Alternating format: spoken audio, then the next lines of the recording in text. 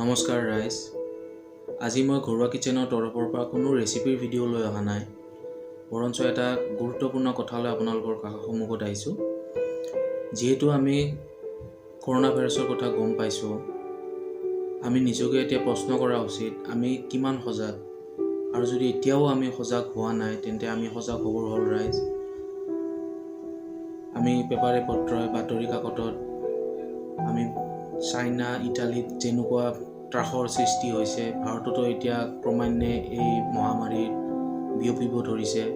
সেইকাৰণে আমি যথেষ্ট সাৱধানতা অৱলম্বন কৰাটো উচিত, আৰু চৰকাৰে আমাক যিখিনি নিয়মাৱলী বান্ধি দিছে আমি সকলোৱে পালন কৰা উচিত ৰাইজ।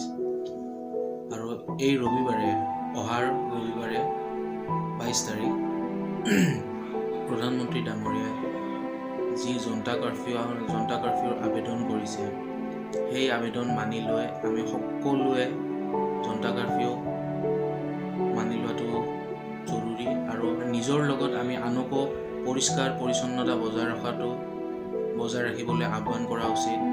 আৰু এইখিনিয়ে মোৰ ক'ব লগা কথা। আৰু মই সকলোকে আহ্বান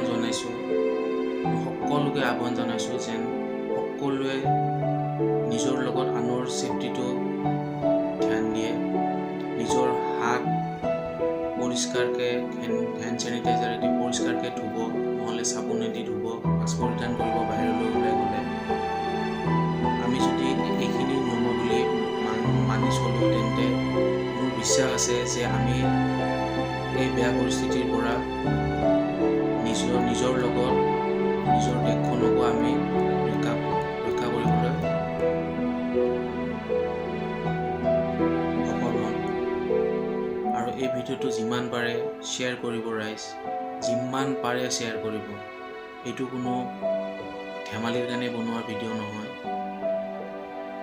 আমি দেখি আছোঁ যে কিমান মানুহ মৰিছে, কিমান মানুহ এই মহামাৰীত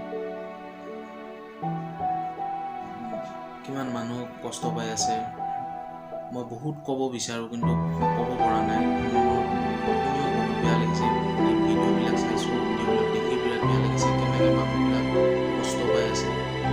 আৰু এইখিনি যাতে আমাৰ অসমত যেন এইখিনি নহয়, তাৰ কাৰণে আহক সকলোৱে প্ৰাৰ্থনা কৰোঁ ভগৱানৰ ওচৰত। আৰু যিখিনি নিয়মাৱলী আমাক চৰকাৰে বান্ধি দিছে সেইখিনি